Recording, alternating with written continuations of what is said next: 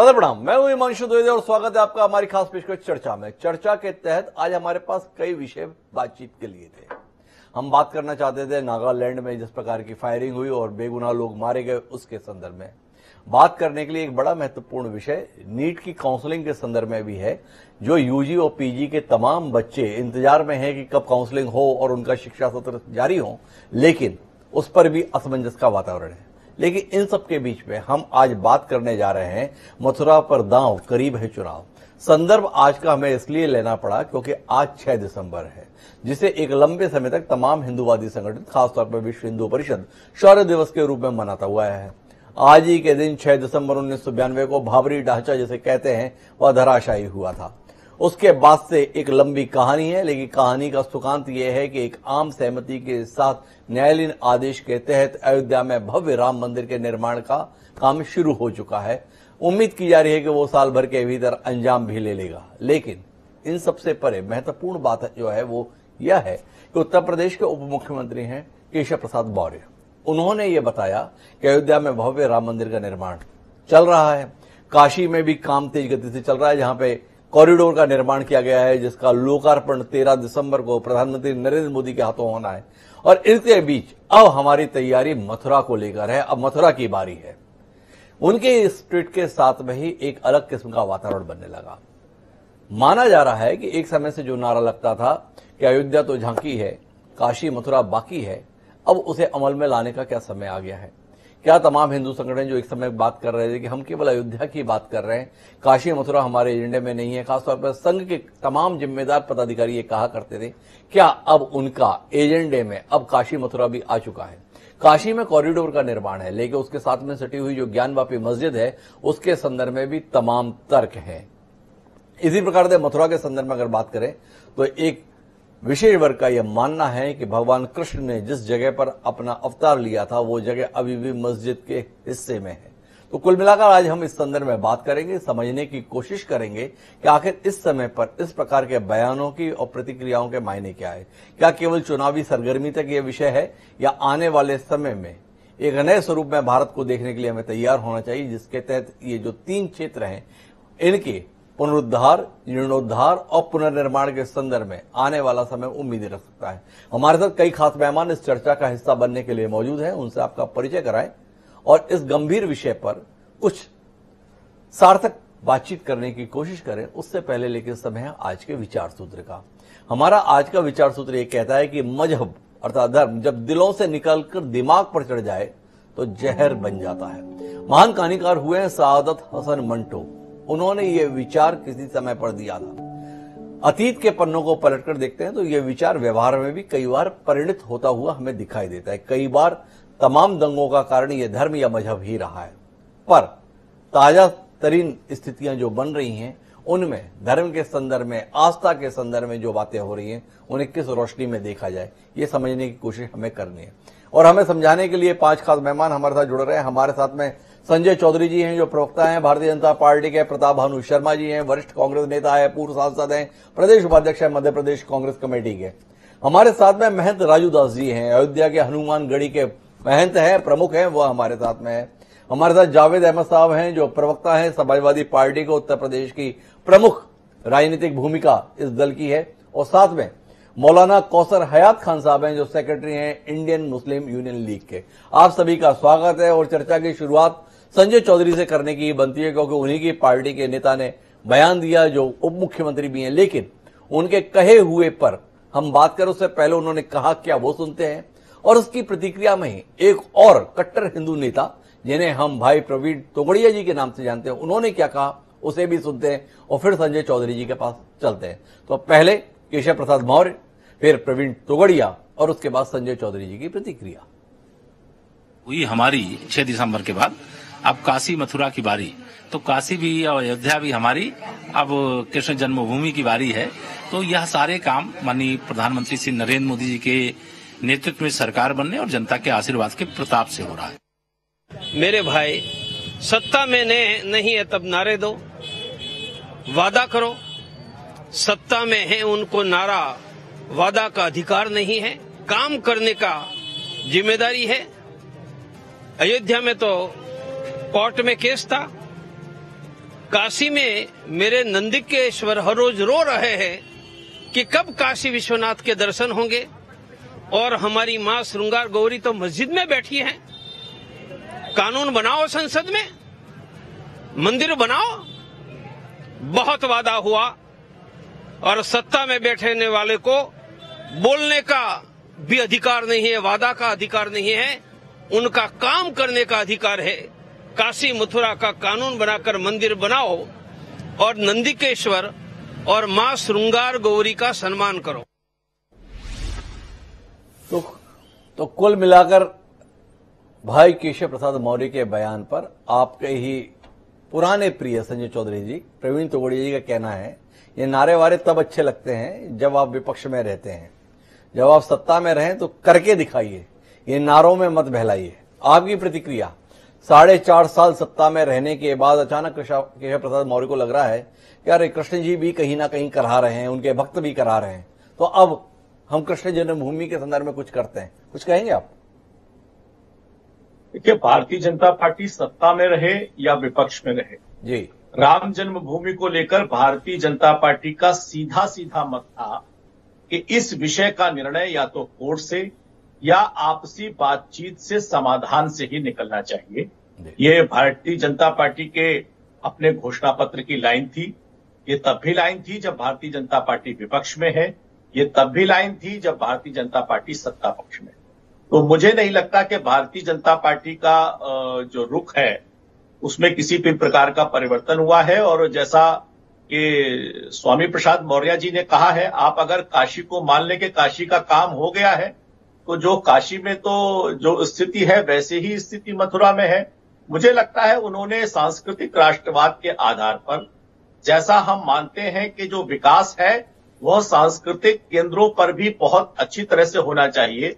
अयोध्या विकसित हो रहा है, काशी विकसित हो रहा है, वैसे ही मथुरा भी विकसित हो और ऐसे धर्म स्थान यहां पर्यटन बढ़े, यहां लोगों का आना जाना बढ़े, जो धार्मिक आधार पर यात्रा करके आने वाले लोग हैं उन्हें सुविधाएं बढ़े, और सुविधाओं से जो बढ़ोतरी होगी उसका लाभ वहां के नागरिकों को भी मिलेगा, प्रदेश को भी मिलेगा और देश को भी मिलेगा। इस प्रकार हमारे सांस्कृतिक केंद्र जो है वो भी भारतीय जनता पार्टी के विकास के केंद्र बने। इसी आधार पर काशी के जैसे विकास की मथुरा में बात हुई है, और मुझे लगता है कि काशी और मथुरा दोनों की जब आप तुलना करेंगे तो इस विषय पर दिए गए बयान को आप ठीक पाएंगे। मुझे लगता है कि उन्होंने जो बयान में बात की है कि काशी का जो काम हो चुका है वो मथुरा में होना चाहिए। काशी में हमने देखा है कि किस प्रकार से काशी बदल गया है। आज काशी में अगर जो कार्यक्रम होते हैं, जिस प्रकार का वहां जीर्णोद्धार हुआ है, पुनरुद्धार हुआ है, जो वहां के जो सुप्त मंदिर थे वो जागृत हुए हैं, वहां पूजाएं शुरू हो गई हैं। तो इसी प्रकार पे जो पूरा मथुरा और वृंदावन का क्षेत्र है, भगवान श्री कृष्ण का क्षेत्र है, वो भी पूरा विकसित हो, और इसी आधार पर इस वाक्य को लिए जाने के, उनके बयान को लिए जाने की आवश्यकता है। भाजपा का स्टैंड जो पहले था वो आज भी है। विश्व हिंदू परिषद कोई आंदोलन कर रहा होगा, उसके लिए कोई लोग जो बात कर रहे होंगे, वो बात अपनी जगह, लेकिन भारतीय जनता पार्टी का जो रुख था वो तीनों स्थान पर एक जैसा है। तो संजय चौधरी, आपके बात के मायने ये समझें कि अयोध्या में आपको भव्य मंदिर का निर्माण चाहिए था, लेकिन आपको नंदिकेश्वर की मुक्ति नहीं चाहिए काशी विश्वनाथ में, आपको श्रृंगार गौरी की मुक्ति नहीं चाहिए काशी में, आपको कृष्ण जन्म स्थान जिसे मान्यता दी जाती है, जिसके संत में राम तीर्थ न्यास के जो प्रमुख हैं महंत नृत्य गोपाल दास, उन्होंने भी 11 अगस्त को बयान दिया कि अब अयोध्या के बाद मथुरा का नंबर है, तो उससे आप लोग इत्तेफाक नहीं रखते। आपको ऐसा कुछ नहीं चाहिए। जो मस्जिदें बनी हुई हैं वो अपनी स्थिति में रहें, उनके संदर्भ में आपकी कोई शिकवा, कोई शिकायत नहीं है। आपको नहीं लगता है कि ये आस्था के केंद्र ऐसे हैं जिनमें कोई परिवर्तन की जरूरत है। यही समझे आपकी बात को? देखिए, भारतीय जनता पार्टी राजनीतिक दल है जी। अगर इस विषय को लेकर कुछ लोग विषय को उठाएंगे, जैसे पिछले विषय को विश्व हिंदू परिषद ने उठाया, राम जन्मभूमि न्यास ने उठाया, और इस विषय को जब इसकी पूर्णता नहीं हुई तो भारतीय जनता पार्टी इसके लिए खड़ी हुई। जिस प्रकार से कांग्रेस ने इसमें एक पक्ष लिया कि राम के अस्तित्व को नकारा, कांग्रेस के लोग उनमें वकील बनकर खड़े हुए और राम को ही नकार दिया, तो उस आधार पर भारतीय जनता पार्टी ने इस आंदोलन के पीछे खड़ी हुई और इसमें आगे आई।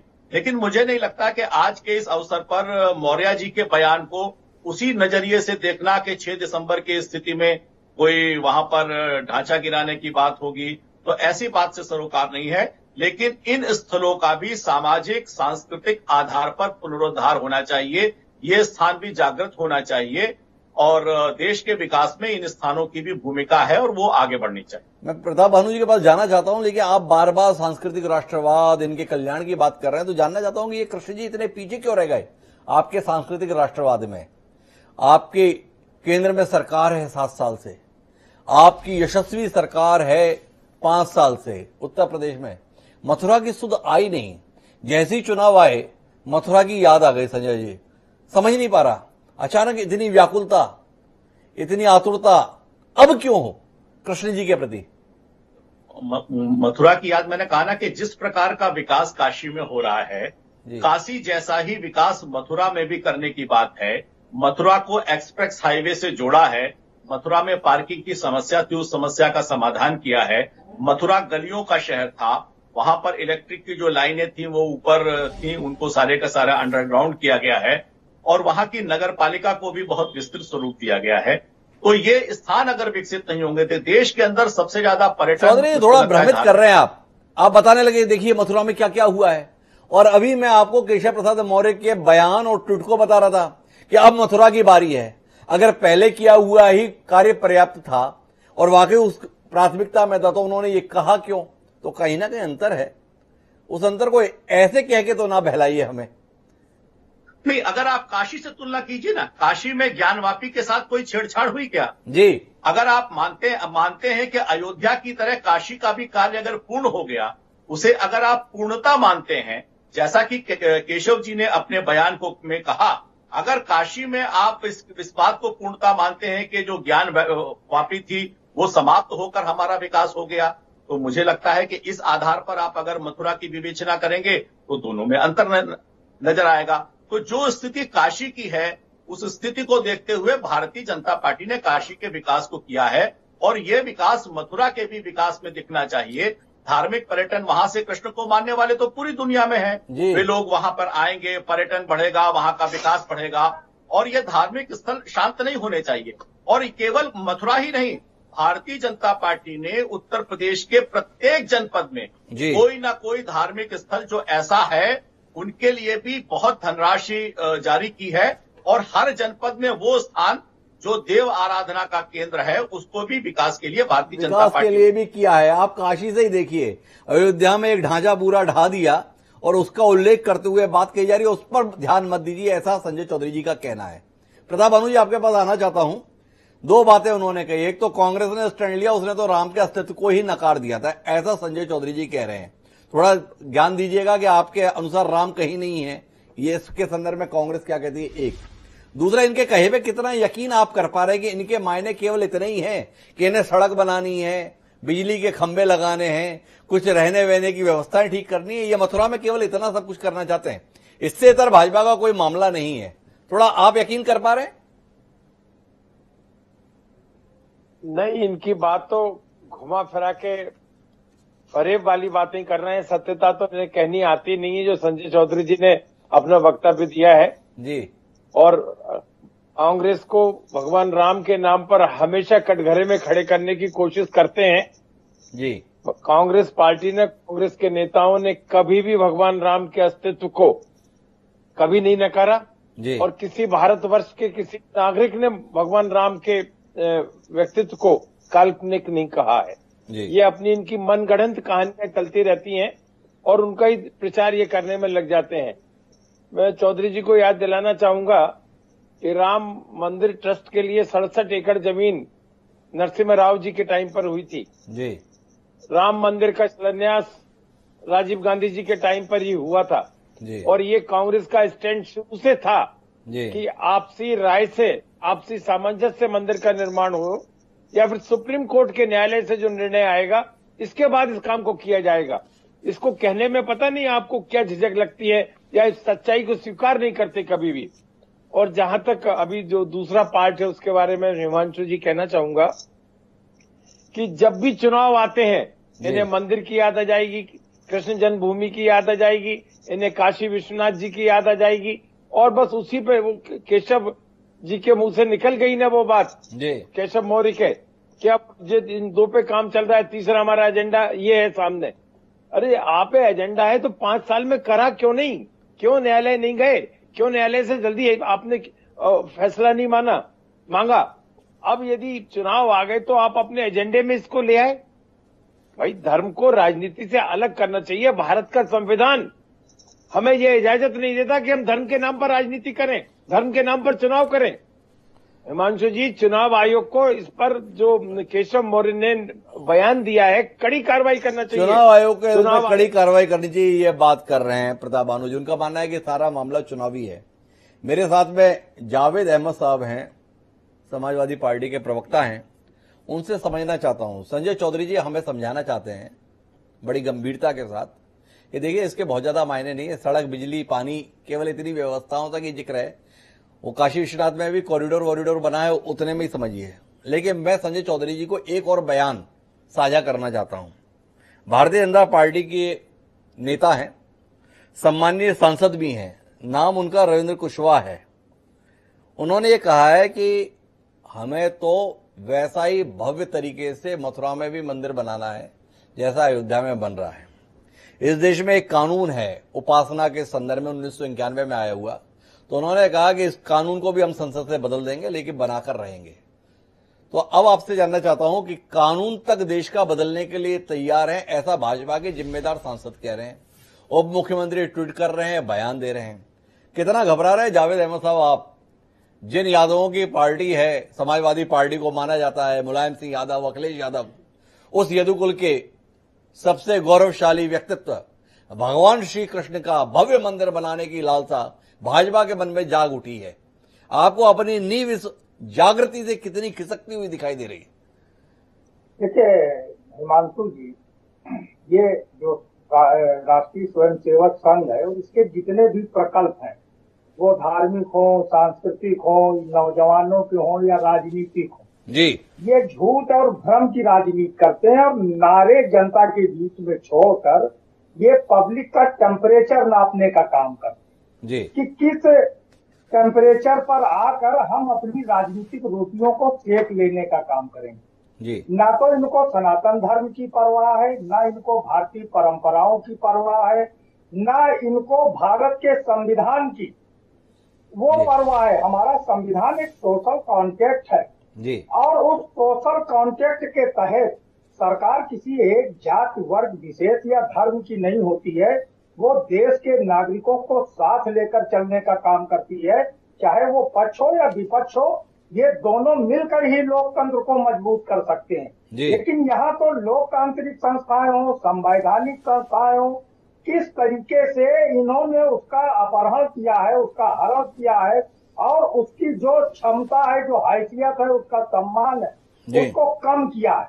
आप 7 साल के शासनकाल में देखिए कौन सी ऐसा इनका काम है कि जिसने आम जनमानस को विकास के पथ पर अग्रसरित किया। जब चुनाव आता है तो इनको धर्म याद आता है और ये अलग अलग प्लेटफॉर्म से इस तरीके की बातें करते हैं।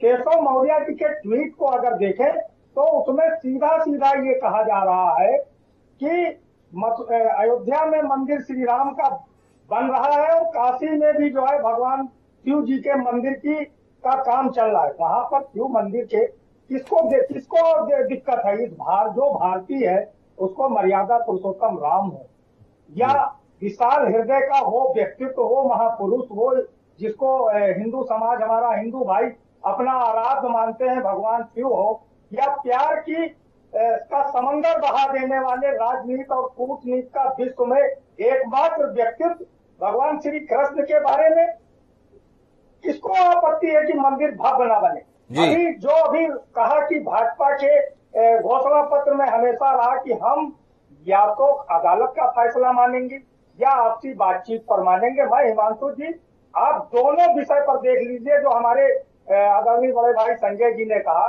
जिस समय मामला न्यायालय में विचाराधीन था उस समय ये सड़कों पर आंदोलन कर रहे थे, लोगों के बीच में वो जहर भरे बाण फेंक रहे थे कि जिससे भारतीय समाज, परंपरा, उसकी सांस्कृतिक व्यवस्था और उसकी सभ्यता नष्ट हो जाए। उसको इन्होंने करने का काम किया। जब बातचीत की टेबल पर ये लोग गए चंद्रशेखर जी की सरकार में, तो उस बातचीत को छिन्न भिन्न करने का काम किसने किया था?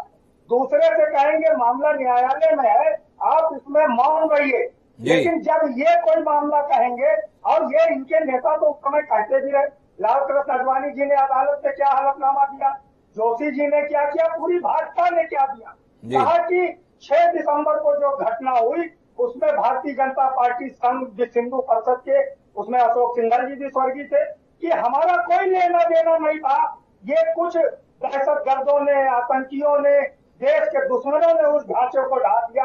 ये तो रायबरेली की अदालत में हलफनामा देकर आए थे। तो ये मैंने तो हिमांशु जी पहले ही कहा कि जो लोग मुद्दों से बचना चाहते हैं, मुद्दों के आधार पर चुनाव में नहीं जाना चाहते हैं और 5 साल की संवेदनहीनता, क्रूरता, निर्कुंसता पर पर्दा डालना चाहते हैं, ऐसे लोग इस तरीके की बातचीत करके सांप्रदायिक ध्रुवीकरण और समाज में जहरीला वातावरण बनाने के लिए प्रयास करते हैं। सांप्रदायिक ध्रुवीकरण का प्रयास है, 5.25 साल की विफलताओं से ध्यान हटाने की कोशिश है, इसलिए इस प्रकार का बयान है।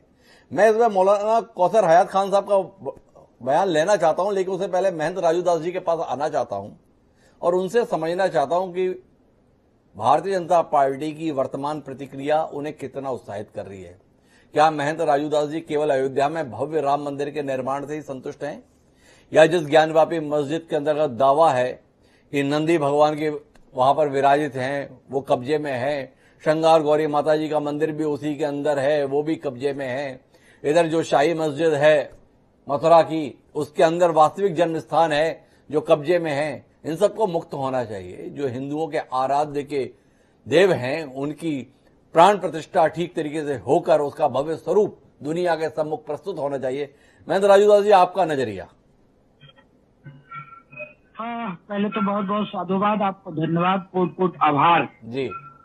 जिस प्रकार से पूरे देश में एक अलग माहौल, अलग वातावरण लोगों ने बना के रखा है जी। जब हम कभी भी सनातन धर्म संस्कृति की बात करते हैं, हिंदू देवी देवताओं की बात करते हैं, तो लोग तुरंत शुरू कर देते हैं ये विकास नहीं चल रहा है, ये अपराध बढ़ गया है, ये महंगाई हो गई है, ये बेरोजगारी है। लेकिन अभी यहाँ पर पूर्व सांसद कांग्रेस के बैठे हुए हैं, सपा के प्रवक्ता बैठे हुए हैं, एक मुस्लिम स्कॉलर बैठे हैं और बीजेपी के भी प्रवक्ता बैठे हुए हैं जी।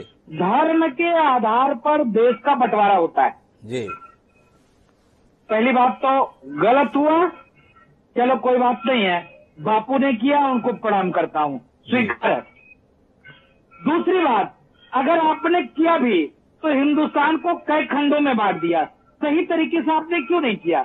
हिंदू हिंदुस्तान रहेगा, मुस्लिम पाकिस्तान में जाएगा। लेकिन नहीं, मैं धन्यवाद दूंगा उन मुस्लिम भाइयों को जिन्होंने हिंदुस्तान को स्वीकार किया, यहाँ की सनातन धर्म संस्कृति को स्वीकार किया, यहाँ का जो खूबसूरती है, यहाँ का जो कल्चर है, उसको स्वीकार किया। मैं गले लगाता हूँ। जिस प्रकार से अयोध्या में जब हम लोग मांग कर रहे थे कि अयोध्या में मंदिर बने, मंदिर बने, मंदिर बने, लेकिन लोग क्या कहते थे कि नहीं, बाबरी मस्जिद है, बाबरी मस्जिद है, बाबरी मस्जिद है। बाबर कौन था?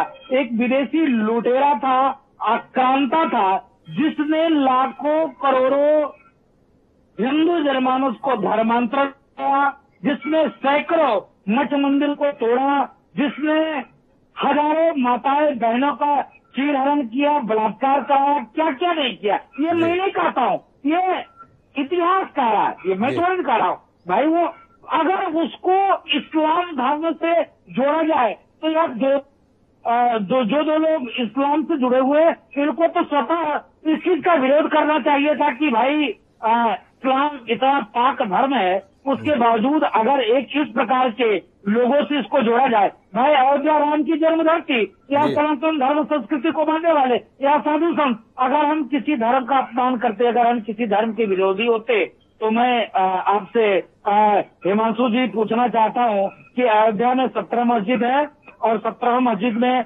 बाकायदे नमाज होते हैं, लाउड स्पीकर लगे हैं। सपा सरकार में एक भी लाउड स्पीकर नहीं था, हमारी सरकार में 3-3, 4-4 लाउड स्पीकर लगे हैं। हम एक मस्जिद है यहाँ पर, उस मस्जिद से इलाहाबाद खंडपीठ से मुकदमा जीते, इनको हमने दे दिया। हमारे हनुमानगढ़ी के संतों ने नमाज पढ़ाई। क्या ये कर सकते हैं? क्या मक्का में ऐसी व्यवस्था है? क्या नहीं है, ये नहीं बोल सकते। 56 कंट्री है मुसलमानों की, फिर भी अगर अफगानिस्तान से मारे जाते हैं, काटे जाते, भगाए जाते, तो हिंदुस्तान से सरल है। ये बात हिंदू मुसलमान किसी एक पार्टी के नहीं, किसी एक संप्रदाय की नहीं, किसी एक मजहब के नहीं, हिंदुस्तान के भगवान राम है, सनातन धर्म संस्कृति के भगवान राम है, पूरे भारत के राम है, और जन जन के मन में राम बसे हैं। तो राम पे कमेंट क्यों? उसी प्रकार देखिए, जिस प्रकार से अभी सपा के प्रवक्ता हैं, कांग्रेस के प्रवक्ता हैं, जिसमें अभी कांग्रेस के प्रवक्ता ने कहा, पूर्व सांसद महोदय ने, कि मेरे ऊपर शुद्ध रूप से एक आरोप लगा देते हैं कि हम सनातन धर्म विरोधी हैं। नहीं, आप सनातन धर्म विरोधी कहाँ है? आप कौन कहता सनातन धर्म विरोधी है? आपने तो मंदिर का ताला खुलवाया, आप चाहते तो मंदिर का निर्माण भी हो जाता, आप चाहते तो आपने क्या नहीं कहा दिया हमको बोको हरम से जुड़वा दिया, तालिबान से जुड़वा दिया, ISI से जुड़वा दिया, भगवान आतंकवादी सिद्ध कर दिया, आपने राम को काल्पनिक कर दिया। अब आपके अंदर इतना परिवर्तन आ गया कि आपके नेताजी कुर्ते पर से जनेऊ पहनते हैं, मठ मंदिर सब जगह जाते हैं। सपा के प्रवक्ता बैठे हुए हैं जिन्होंने कहा था कि नहीं, अयोध्या में निहत्थे राम भक्तों को गोली चलवाई। क्या आज ये माफी मांगे? क्या आज ये क्षमा मांगेंगे? क्या आज उच्च न्यायालय शासन के कोर्ट के दिशा निर्देशन में जब मंदिर निर्माण चल रहा है, तो क्या वो हिंदू जनमानस से माफी मांगे? क्या अब इनका तो कार्यक्रम अयोध्या में तमाम नेता इनके आते हैं, बताते हैं कि खुद तो टोपी लगाते हैं, दूसरे को टोपी पहनाते हैं, उसके बाद कहते हैं कि नहीं अब्बाजान सहित राम जन्मभूमि दर्शन करने जाएंगे। ये भाजपा का काम थोड़े ना, भाजपा ने थोड़ी ना बनवाई। अरे भाई गजब बात करते हो। आपने कभी राम का नाम लिया क्या? आपने कभी अयोध्या के बारे में चिंतन किया क्या? आपने कभी भी आपने क्षमा मांगी क्या? कि हिंदू आपने काफी कुछ बात कही, लेकिन मैं आपसे जो समझना चाहता हूं वो ये है कि स्वामी केशव प्रसाद मौर्य जो कह रहे हैं, रविंद्र कुशवाहा जो कह रहे हैं, उसमें अब वो अयोध्या की तर्ज पर मथुरा में भी भव्य मंदिर की ही बात कह रहे हैं, ऐसा हम मान रहे हैं। आपसे जानना चाहते हैं कि क्या संत समाज के प्रतिनिधि के तौर पर यहाँ जो महंत राजूदास जी बैठे हैं, महंत रणत्र गोपाल दास जी भी जो राम तीर्थ न्यास के प्रमुख कह चुके कि अब बारी मथुरा की है, तो वहां पर भी क्या अयोध्या की कहानी को दोहराए जाने की जरूरत है? क्या दोहराई जाएगी? क्या वहां पर जिस शाही मस्जिद के अंदर कृष्ण जन्मभूमि की वास्तविक मान्यता है उसको आप स्वतंत्र कराने की बात करेंगे? ज्ञानव्यापी मस्जिद के संदर्भ में प्रवीण तोगड़िया जी कह रहे हैं नंदीश्वर भगवान रो रहे हैं, श्रृंगार गौरी बंधन में है। क्या कहते हैं महंत राजूदास जी? नहीं, देखिए, जिस प्रकार से काशी विश्वनाथ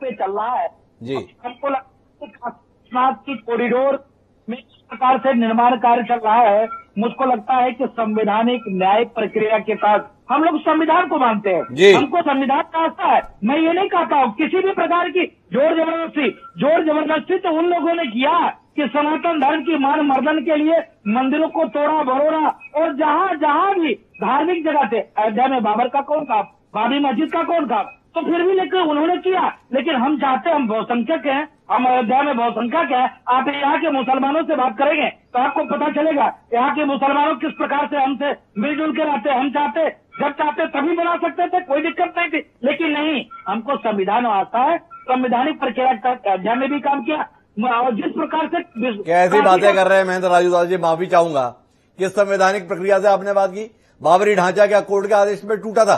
कोर्ट का आदेश अपने हाथों का जोर लगाया और तोड़ दिया। इसके बाद हम यहां पर बोले कि हम संविधान को मानने वाले लोग हैं, हमने संविधान के अनुसार ही काम किया। कौन यकीन करेगा?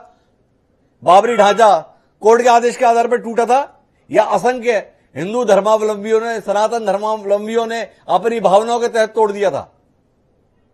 नहीं, देखिए, आप ये बताओ कि फिर पुनः मैं कहता हूँ, एक बहुसंख्यक समाज जहाँ पर सनातन धर्म के ही मानने वाले हो, जहाँ पर मठ मंदिर ही हो, साधु संत ही हो, और उसके जो आराध्य टेंट में रह रहे थे, मस्जिद में रह रहे थे, क्या संभव था? क्या इसके नाते हिंदू जनमानस की आस्था का विषय है, और आस्था के तहत उन लोगों ने संविधान पे बात कर रहे थे महंत जी, अब आस्था पर चले गए। अब जब आस्था अगर जोर मारती है तो सब कुछ खतरे में आ जाता है। मौलाना कौसर हयात खान जी मेरे साथ में हैं। आदा आपसे समझना चाहता हूं, क्या आपको ज्ञानवापी मस्जिद और शाही मस्जिद मथुरा खतरे में महसूस हो रही है?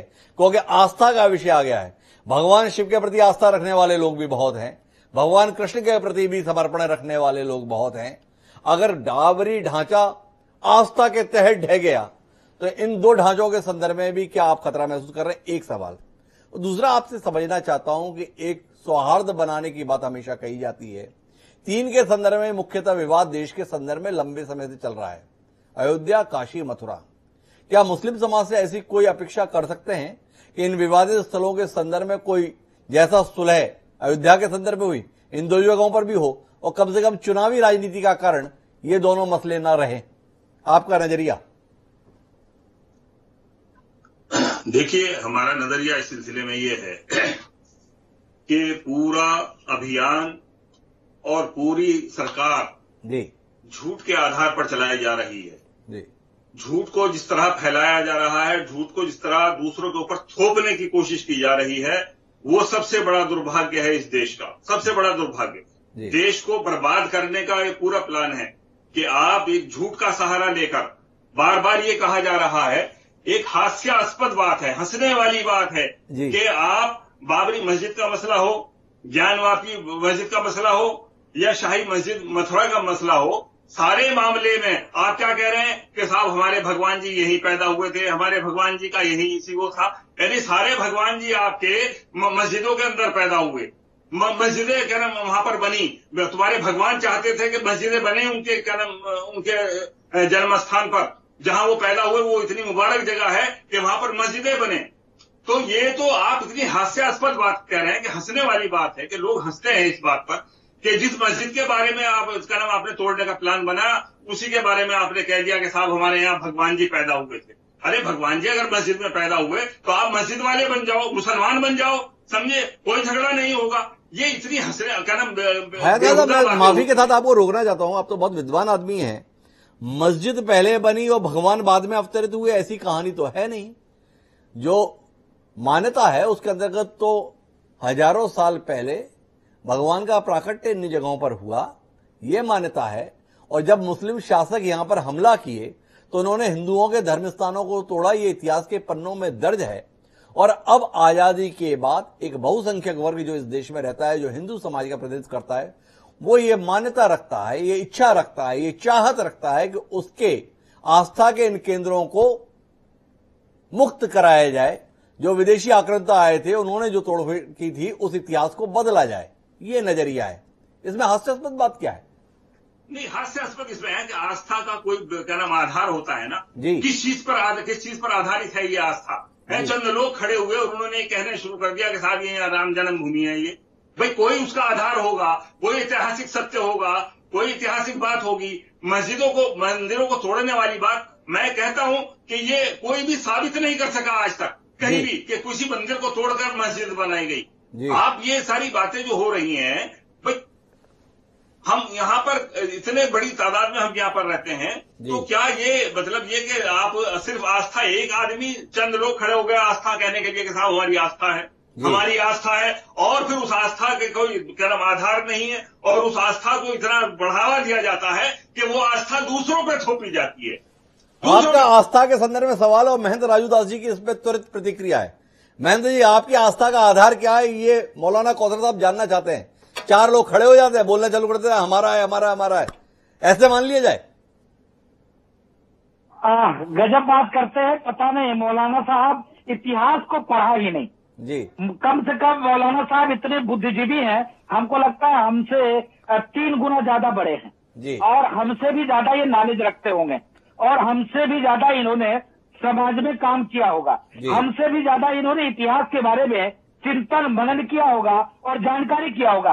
फिर भी इन्होंने कौन सी ऐसी चश्मा पहन लिया है कि इनको दिखाई नहीं देता है कि इस्लाम का उदय कब हुआ है और सनातन का उदय कब हुआ है। और जिस प्रकार से वेद, पुराण, उपनिषद, शास्त्र सब में वर्णित है, उसको ये तो नकारते हैं। चलिए कोई बात नहीं, आपने नकार दिया, लेकिन विदेशी आक्रांता के बारे में तो आप पढ़ लो मौलाना साहब। आपको शर्म आनी चाहिए। कम से कम इस प्रकार से आपने कहा कि आपको कि तुम्हारे भगवान मस्जिद में पैदा लिए, तुम इस्लाम धर्म स्वीकार कर लो। आपको शर्म नहीं लगती? आपके पूर्वज भी सनातन धर्म के मानने वाले रहोगे। आप डर के मार से तलवार के नोक पे आपने इस्लाम धर्म को स्वीकार किया है। क्या आप गजब की बात करते हो? आपको इतिहास के बारे में जानकारी नहीं है। इतिहास के संदर्भ में जानकारी नहीं है। महेंद्र राजू दास जी बहुत नाराज हैं इस आह्वान पर कि अगर मस्जिद में आपके भगवान पैदा हुए तो आप मुसलमान क्यों नहीं हो जाते। देखिए, मैं मौलाना कौसर साहब आपसे समझना चाहता हूं, दुनिया में बदलाव आ रहा है। तुर्की के संदर्भ में ऑटोमन साम्राज्य कहते हैं हागिया सोफिया बहुत प्रसिद्ध इमारत है, चर्च हुआ करती थी। चर्च के बाद में मस्जिद बन गई। कमाल पाशा आए, क्रांति लाए तुर्की में, उन्होंने उसको संग्रहालय में तब्दील कर दिया। अभी अर्दुआन आए हैं, वापस इस्लाम के संदर्भ में आग्रह रखते हैं, उन्होंने उठाया, कभी चर्च रही, हागिया सोफिया को वापस मस्जिद बना दिया गया है। एक मुसलमान की आपत्ति नहीं आ रही। स्वयं मौलाना कौसर हयात खान साहब ने भी इस पर आपत्ति की हो, मुझे तो जानकारी में आया नहीं। आपसे जानना चाहता हूं, तुर्की में पुराने चर्च को मस्जिद में तब्दील कर दिया, नए संग्रहालय को मस्जिद में वापस बना दिया, इस पे आपको ऐतराज नहीं है, तो फिर अगर हिंदुस्तान में 80% आबादी वाले हिंदू देश में अगर अपने 3 आराध्य के संदर्भ में चाहा जा रहा है कि उनके आराध्य के भव्य मंदिर बने, तो इसमें सहयोग करने में परेशानी क्या है? देखिए, बहुत साफ सी बात मैं कह देना चाहता हूं। मैंने इससे पहले भी कई मरतबा ये बात कही है कि ये जो आस्था की बात लेकर इतिहास को तोड़ मोड़ कर पेश करते हैं, आज तक ये साबित नहीं कर सके, अपनी अदालतों में साबित नहीं कर सके। सुप्रीम कोर्ट के अंदर 70 साल मुकदमा बाबरी मस्जिद का चला, ये साबित नहीं कर सके कि उस जगह मंदिर था। ये कम से कम साबित तो करें झूठ बोलकर, और आप दूसरे देशों की मिसालें देकर और झूठ बोलकर आप ये कहें कि साहब ये मस्जिद तोड़ दो और इस मस्जिद को तोड़ दो और ये मस्जिद मंदिर तोड़कर बनाई गई है।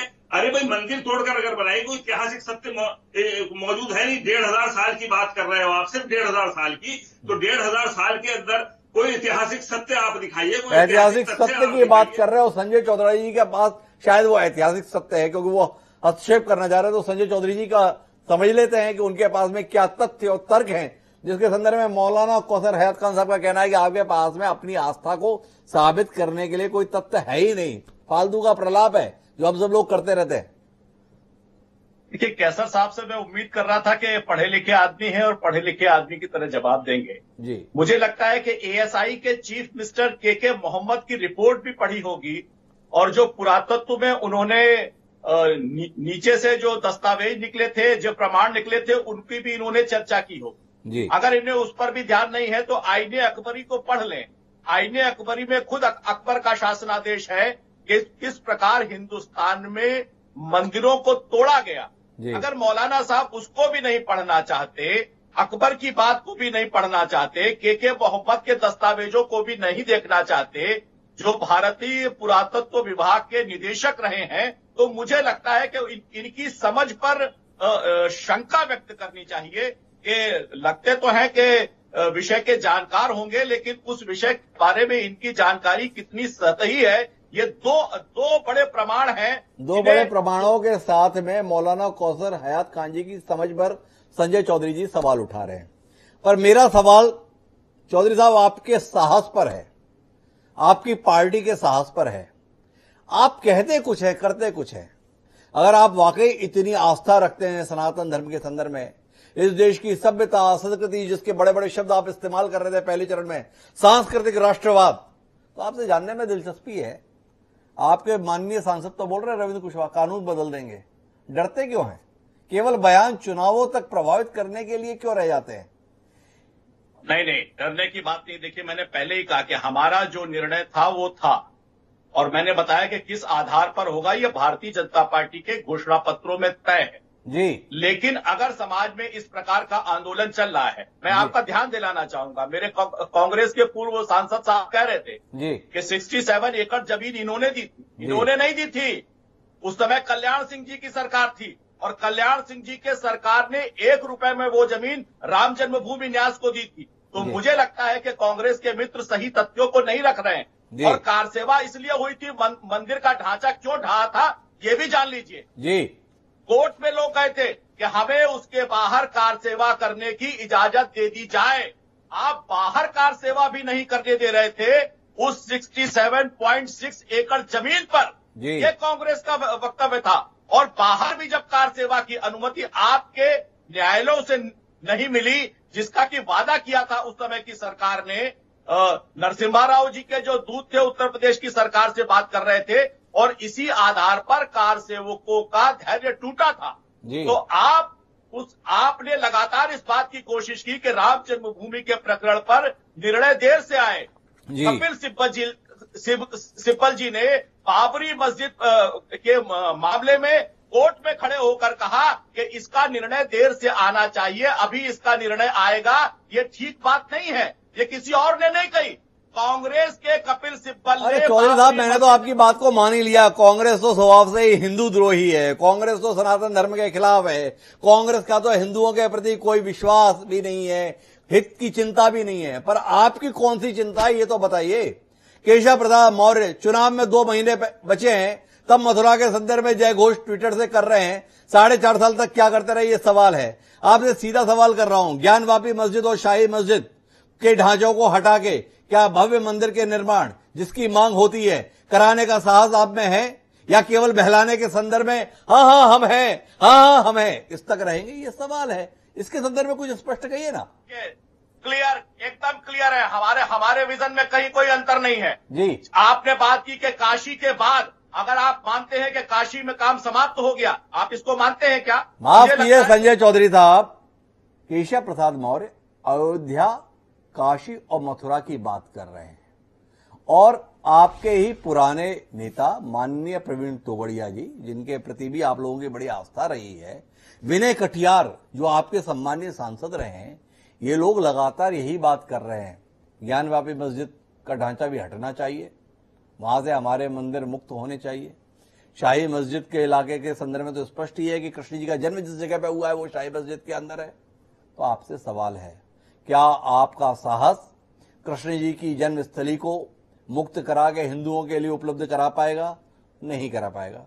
सवाल केवल इतना है, क्या श्रृंगार गौरी, माता श्रृंगार गौरी मुक्त हो पाएंगे, जिनके संदर्भ में प्रवीण तोगड़िया जी इच्छा जता रहे हैं? आप पूरा कर पाएंगे? नहीं कर पाएंगे। या बस यही कॉरिडोर बनाएंगे, ये संगमरमर बिछवा देंगे, रेलिंग लगवा देंगे, लाइट दिखवा देंगे, और इसके साथ में बताएंगे देखिए हिंदुओं कितना बड़ा एहसान तुम्हारे ऊपर हो गया? देखिए, ये काम एक राजनीतिक दल का नहीं है।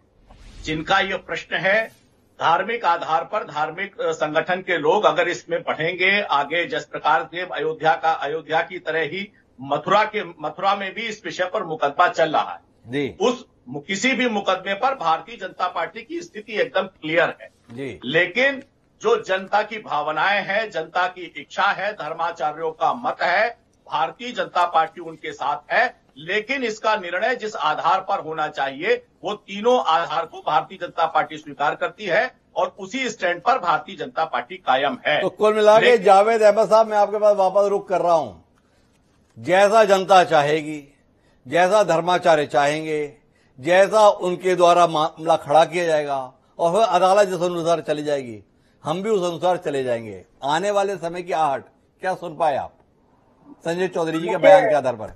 हिमांशु जी, मैं महेंद्र जी की बात और संजय जी की बात, दोनों लोगों की बात का जवाब दे दें जी। अभी देखिए, संजय जी ने कहा कि अयोध्या में कार सेवकों ने ढांचा तोड़ दिया।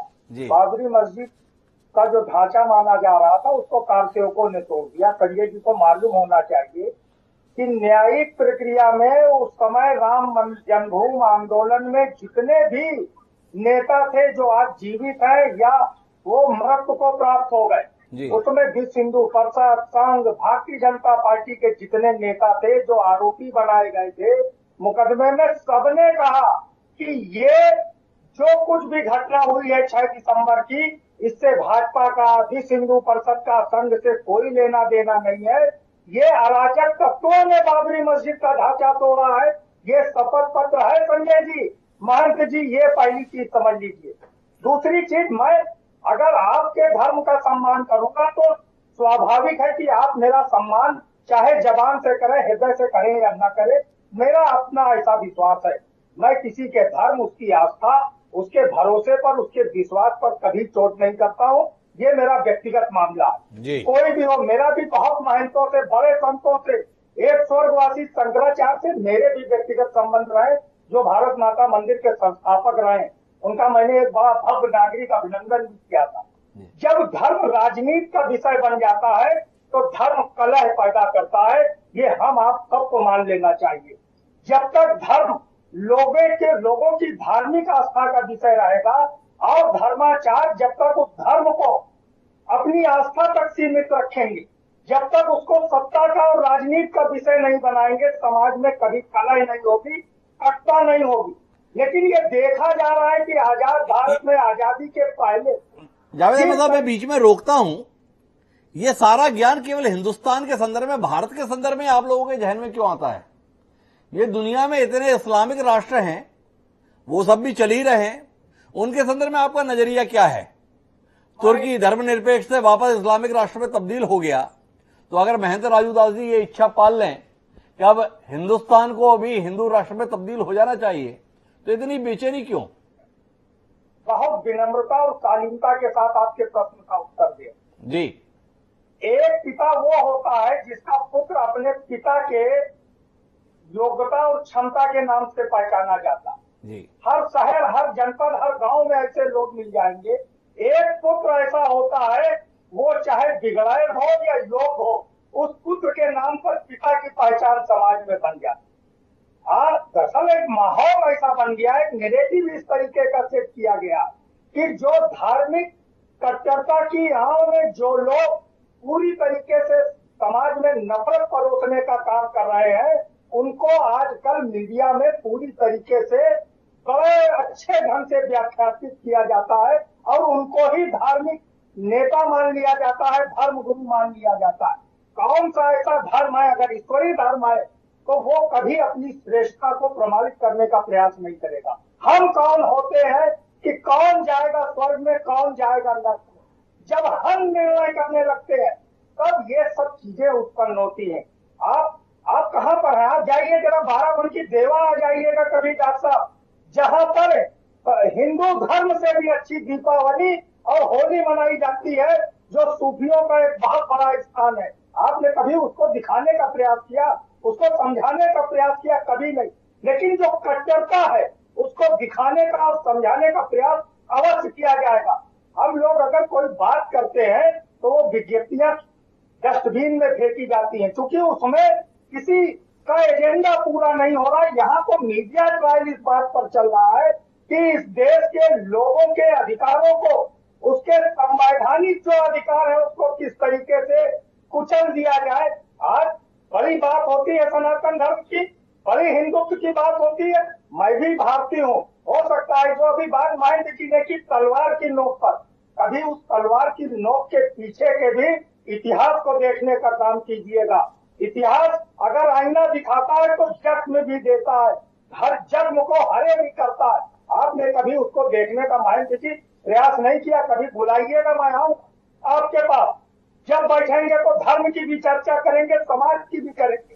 समाज की जो भावनाएं हैं उसको किस तरीके से कुंठित किया गया, लज्जित किया गया। महेंद्र जी बड़ी पीड़ा होती है जब दलित की बेटी का अंतिम संस्कार भी धार्मिक आधार पर नहीं होता, और महेंद्र जी आप जैसे शालीन लोग मौन धारण कर लेते हैं, उस समय किसी के मुंह से आवाज नहीं निकलती है। फिर वो राजनीति का विषय हो जाता है। जब पिछड़ों के अधिकार मार दिए जाते हैं, जब ब्राह्मणों की हत्या होती है, और महेंद्र जी जो धर्म गुरु होता है उसकी कोई जात नहीं होती है, वो समाज में सर्वोपरि हो जाता है, उसकी श्रेष्ठता अपने आप प्रमाणित होती है। हम ये बात केवल भारत के संदर्भ में हिमांशु जी नहीं कह रहे, जहां पर भी धर्म राजनीति का विषय बन गया है, सत्ता पर आसीन होने का विषय बन गया है, वहां पर धर्म को उसके ही अनुयायियों ने कलंकित किया है। वो भारत हो या पाकिस्तान हो या विश्व का कोई भी देश हो, इस बात को स्वीकार करना चाहिए कि धर्म हमारी व्यक्तिगत आस्था का विषय है। धर्म जो है राजनीति। तो जावेद अहमद साहब थोड़ा खरा बोल रहे हैं। जावेद अहमद साहब का मानना है कि धर्म व्यक्तिगत आस्था का विषय होना चाहिए। वो राजनीति में सीढ़ियां चढ़ने का अगर माध्यम बनता है तो कुल मिलाकर समाज को कलंकित भी करता है और देश का नुकसान भी करता है। वह यह बात भारत के संदर्भ में नहीं बाकी दुनिया के संदर्भ में भी कर रहे हैं, पाकिस्तान का भी उल्लेख कर रहे हैं। तो महंत राजू दास जी, मैं वापस आपके पास आना चाहता हूं। संजय चौधरी जी का बच बच कर निकलना आपको दिखाई दे रहा है, तो उसके बाद भी यह मानने से आपको इंकार है कि अभी अयोध्या के साथ काशी और मथुरा का एजेंडा चुनाव तक ही सीमित है।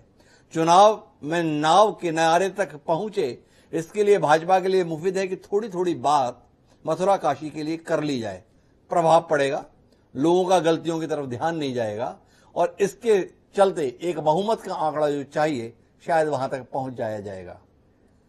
इसमें हम सफर बनना चाहेंगे महंत राजू दास जी, या इससे इतर कुछ स्पष्ट बात करना चाहेंगे?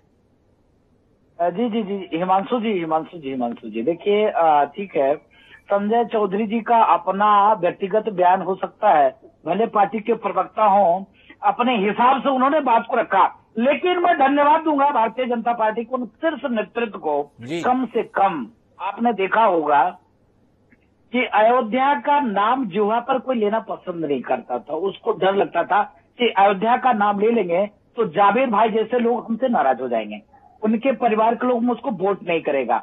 लेकिन एक मिनट जावेद भाई थोड़ा शांत रहे, एक बार राजू जी बात पूरी कर ले, मैं आपकी बात सुनने के लिए आ जाऊंगा जी। अब जावेद भैया बड़े भाई हो, सुनो, बड़े भाई आप बड़े भाई नाराज, अरे मेरे भाई, ओ प्रभु क्यों परेशान है, रुक तो जाइए महोदय, रुक तो जाइए, हमारी भी भाव को सुन तो लीजिए, हे देवता, सुने तो प्रभु, सुने तो हिमांशु जी, जावेद भाई अन्यथा नाराज हो रहे हैं। कहने का भाव है कि किसी ने भी अयोध्या की तरफ ध्यान नहीं दिया, अगर किसी ने ध्यान देने की कोशिश किया तो एक डर का माहौल उसके अंदर था कि कहीं एक वर्ग विशेष के लोग हमसे नाराज तो नहीं हो जाएगा। लेकिन धन्यवाद दूंगा, कम से कम वंदे मातरम, जय श्री राम, भारत माता, सनातन धर्म संस्कृति, हिंदू, अयोध्या, मथुरा, काशी की बात तो करती थी, लेकिन लोगों को देखे राजनीतिक दलों कितना परिवर्तन आ गया,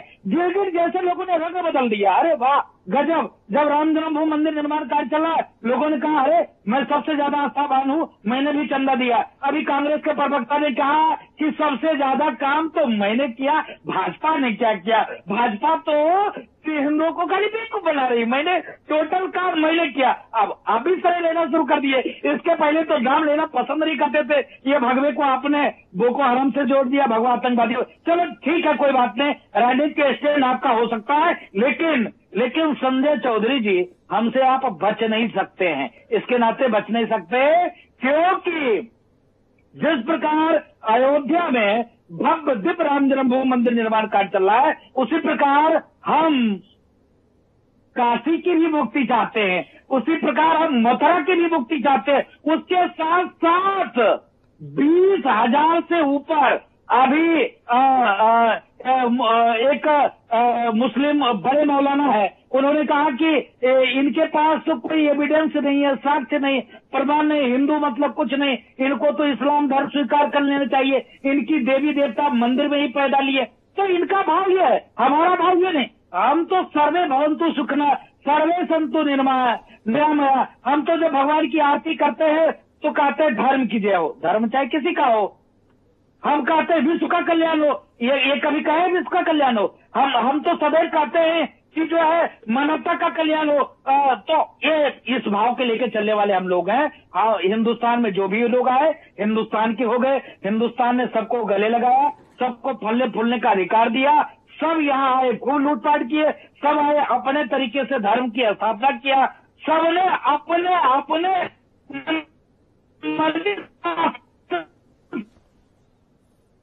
सबने अपने अपने अनुसार काम किया। लेकिन संजय चौधरी जी के लिए स्पष्ट संदेश है महंत राजू दास जी का, कुछ नहीं, ये सड़क वड़क से काम चलने वाला नहीं है। संजय चौधरी साहब गलतफहमी में मत रहिए, हमें तो वैसा ही चाहिए काशी में भी और वैसा ही चाहिए मथुरा में भी जैसा अयोध्या में हुआ है। ये महंत राजू दास जी का स्पष्ट तौर पर कहना है। और उनके कहने पर मौलाना कौसर हयात खान साहब अगर मेरे साथ जुड़े हुए हैं तो उनसे समझना चाहता हूं आने वाले समय को हयात खान साहब कैसा देख पा रहे हैं आप, कि यह मामला केवल उत्तर प्रदेश चुनाव तक रहेगा या आने वाले समय में जो महंत राजू दास जी कह रहे हैं वो होने वाला भी है?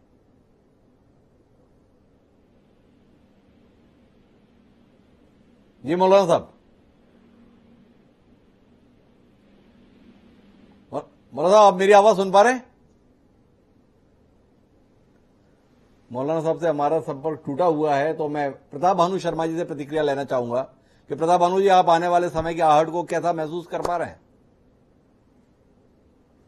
सबसे पहले तो हिमांशु जी मैं कहना चाहूंगा कि आज की बहस विषयांतर कर गई पूरी तरह से जी। सब अपने अपने धर्म और मजहब की बात करके अपनी अपनी प्रतिद्वंदिता में लग गए जी। जबकि हमारा धर्म सनातन धर्म, हिंदू धर्म, सर्वधर्म समभाव जी। गोस्वामी तुलसीदास जी की रामायण हमको ये नहीं, परस्पर प्रीति जी, चलई स्वधर्म, चलई स्वधर्म श्रुत नीति जी। ये है हिंदू धर्म, सनातन धर्म, इसमें संकीर्णता नहीं है। इसे विवाद में लाने का कोई विषय नहीं है। विवाद में तो विषय ये है कि इस धर्म की आड़ पर हम राजनीति ना करें। हमारी राजनीति में जो फेल्योर हुई है, जो बेरोजगारी हुई है, प्रताप भानु जी, मैं रोकना चाहूंगा आपको, विषयांतर कुछ नहीं है और राजनीति ना करें ये कहने का मायने नहीं है। राजनीति तो हो चुकी। उत्तर प्रदेश चुनाव से ठीक पहले उत्तर प्रदेश सरकार के सम्मान्य उप मुख्यमंत्री बोल दिए अब मथुरा की बारी है। उनके सांसद उससे भी आगे बढ़कर बोल दिए जरूरत पड़ेगी कानून बदल देंगे, जो देश का कानून है, बहुमत की सरकार है। तो आप बाकी कहानी को छोड़िए, ये बताइए कि अब जो ये दांव चल दिया है, ये दांव असर क्या करेगा? एक जिम्मेदार राजनीतिक पार्टी के मंझे हुए राजनीतिज्ञ आप हैं। ये विलाप करने की बात नहीं, समझने की बात है। कुल मिला के आने वाले समय को प्रताप भानु शर्मा जी समझ क्या पा रहे हैं? उत्तर प्रदेश में इस दांव के साथ में चुनाव जीत लिया भाजपा ने या अभी भी रहा कठिन है? नहीं, अब लोगों के सामने ये सरकार, योगी की सरकार 5 साल में एक्सपोज हो गई है। जो भी कार्य होगा संविधान के अंतर्गत ही होना चाहिए और ऐसा नहीं है। एक से एक बढ़ के संत और धर्मात्मा लोगों के आदर हमेशा कांग्रेस ने किया है और कांग्रेस के अंदर है, कांग्रेस के शीर्ष नेतृत्व में है। इसे प्रश्न चिन्ह नहीं लगाया जा सकता। परंतु इसमें हिमांशु जी साफ कहना है कि जब हमारे लोकतंत्र में संविधान एक सबसे पवित्र ग्रंथ है और उसी के अंदर सर्वधर्म समभाव की भावना निहित है, जो कि हमें हजारों वर्षों। मैं समझ नहीं पा रहा आप क्या बात कर रहे हैं। संविधान हमारा पवित्र ग्रंथ है।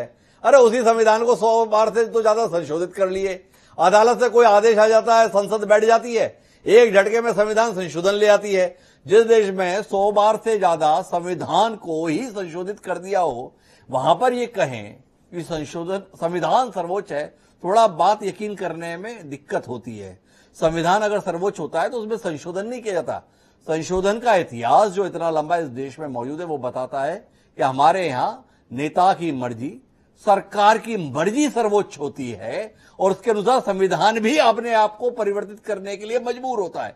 लेकिन मैं आखिरी टिप्पणी के लिए मौलाना कौसर हयात खान साहब के पास जाना चाहता हूं और उनसे समझना चाहता हूं कि आने वाले समय को लेकर जिस तैयारी में भारतीय जनता पार्टी, जो इस देश का सबसे बड़ा राजनीतिक दल है, जो इस देश में स्पष्ट बहुमत की सरकार चला रहा है, जो आपके प्रदेश अर्थात उत्तर प्रदेश में प्रचंड बहुमत की सरकार चला रहा है, जिस एजेंडे पे जा रहा है, उसको लेकर आपकी आखिरी टिप्पणी। मेरी आखिरी टिप्पणी ये है साहब कि कोई भी व्यवस्था बगैर आपसी समझौते के और बगैर किसी कानून के नहीं चलती। दुनिया की कोई व्यवस्था हो, चाहे सरकारी व्यवस्था हो या कोई मंदिर की व्यवस्था हो या कोई मस्जिद की व्यवस्था हो या किसी स्कूल की व्यवस्था हो, कहीं की भी कोई व्यवस्था हो, उसका एक मखसूस कानून होता है और आपसी सहमति होती है सब लोगों की। कुछ लोगों की मखसूस लोगों की आस्था बन गई है कि हिंदुत्व के ठेकेदारों की आस्था पर देश नहीं चलाया जा सकता। ये बहुत, मैं समझता हूं कि बहुत ही ज्यादा इस देश के लिए घातक है कि एक मखसूस ठेकेदारों ने कुछ अपने मखसूस वो आस्थाएं बना ली हैं और उस आस्थाओं को लेकर सारे तंत्र को इस्तेमाल किया जा रहा है। हिंदुत्व के ठेकेदारों के भरोसे में पूरे देश को नहीं चलाया जाता। ये हयात खान साहब की टिप्पणी है और जिन्होंने ये ठेका ले रखा है अर्थात भारतीय जनता पार्टी, जो इस देश का सबसे बड़ा राजनीतिक दल है, उसी के ऊपर ये टिप्पणी है। तो मेरी विवशता है कि मैं इस पर संजय चौधरी जी की टिप्पणी लूं। तो संजय चौधरी जी, कार्यक्रम का मुझे समापन करना है। स्पष्ट तौर पर हयात खान साहब ने कहा है कि केवल आपके हवाले तो देश नहीं छोड़ा जा सकता और अगर ऐसा देश चलेगा तो कुछ बचेगा नहीं। आपकी टिप्पणी। हयात साहब में संविधान की बात आप कर रहे हैं, लेकिन जब शाहबानों का मामला आया और सुप्रीम कोर्ट का डिसीजन हो गया तो आप लोगों ने सड़क पर उतरकर सरकार के पर दबाव डालकर उस समय की सरकार ने आपके पक्ष में निर्णय दिया कि नहीं दिया? साहबानों का मामला क्या था? आपने सुप्रीम कोर्ट की बात मानी या न मानी? आप समान नागरिक संहिता का विरोध करते हैं। कॉमन इक्वल सिविल कोड की बात तो इंडियन कॉन्स्टिट्यूशन करता है। कांग्रेस वाले बात करते हैं, राम जन्मभूमि पर ताला लगाते हैं, शाहबानों के मामले में पीछे, यानी हिंदू के मामले में पीछे हट जाओ, मुसलमानों के लिए कह दो कि जो विकास पर पहला अधिकार केवल मुसलमानों का है। तो इस प्रकार और समाजवादी पार्टी के मित्र जब मौका मिलेगा तो केवल हज हाउस बनाएंगे, कब्रिस्तान की बाउंड्री बनाएंगे।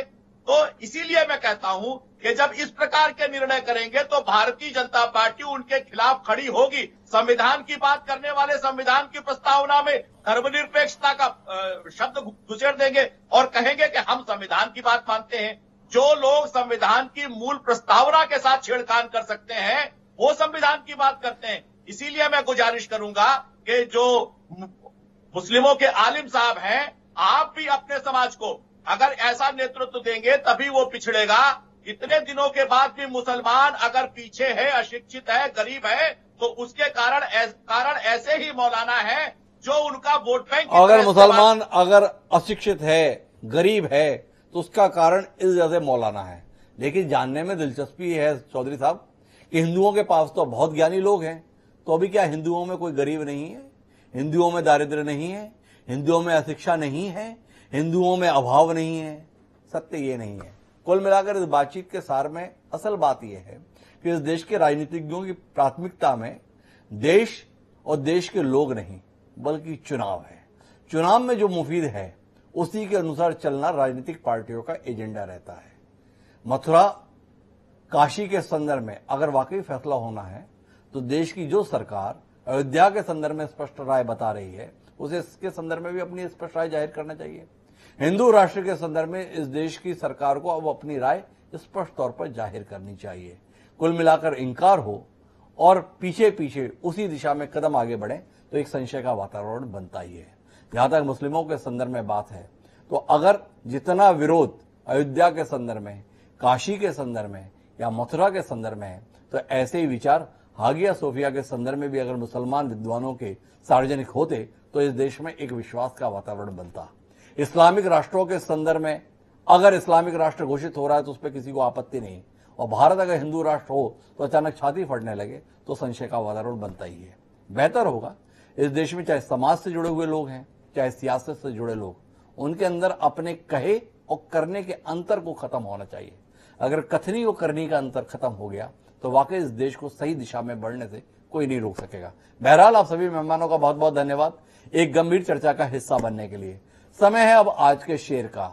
इन हालातों पर समर्पित हमारा ये शेर आने वाले समय की आशंका को व्यक्त करता है। ईश्वर न करे ये आशंका कभी सच हो। हमारा शेर ये कहता है कि नाम पे मजहब के जमघट है लोगों का, नाम पे मजहब के जमघट है लोगों का, शहर में शायद दंगा होने वाला है। परविंदर शोक ने जो ये आशंका अपने शेर के माध्यम से व्यक्त की थी, ये इस देश की अब हकीकत नहीं बननी चाहिए। कोशिश हर और होनी चाहिए, चाहे वो सरकार की हो या जनता की। उम्मीद है जनता और सरकार दोनों अपने इस दायित्व को समझेंगे और इस देश के सौहार्द को बिगड़ने नहीं देंगे। बहरहाल आज के इस कार्यक्रम में इतना ही। कल फिर मिलेंगे नए विषय के साथ। मुझे दीजिए याद। आदाब।